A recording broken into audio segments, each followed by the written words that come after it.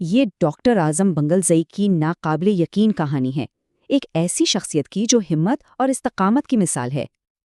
آئیے ایک ہسپتال کی او پی ڈی میں پیش آنے والے ایک طاقتور واقعے پر نظر ڈالتے ہیں۔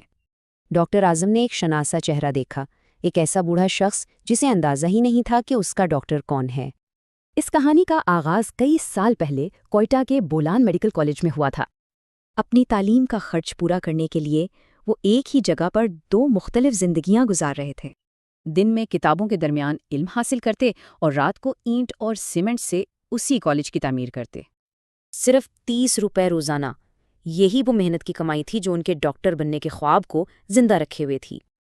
ہر خالی لمحہ پڑھائی کے لیے تھا، جو ان کی لگن کا منہ بولتا ثبوت ہے۔ سیمنٹ سے بھری ایک ریڑھی ان کے ہاتھ سے پھسل گئی اور سارا مکسچر زمین پر بکھر گیا۔ نقصان پر ٹھیکیدار غصے میں آ گیا اور انہیں فوراً کام سے نکال دیا۔ لیکن ٹھیکیدار نے انکار کر دیا اور اس نوجوان طالب علم کی مشکل پر کوئی رحم نہیں کیا۔ انہیں صرف آدھے دن کی اجرت یعنی 15 روپے دے کر بھیج دیا گیا، جو ایک بڑی ناانصافی تھی۔ اب واپس آتے ہیں حال میں اس لمحے پر جب ان دونوں آدمیوں کی دوبارہ ملاقات ہوئی۔ جب ڈاکٹر اعظم نے اسے ماضی یاد دلایا تو بوڑھا ٹھیکیدار رونے لگا۔ ٹھیکیدار نے اپنے کیے پر پچھتاوے کا اظہار کیا اور معافی مانگی، لیکن ڈاکٹر اعظم نے کمال کا جواب دیا اور اس واقعے کو اپنے سفر کا ایک حصہ قرار دیا۔ دراصل یہ حوصلہ ایک اور بہت بڑی ذاتی قربانی سے آیا تھا۔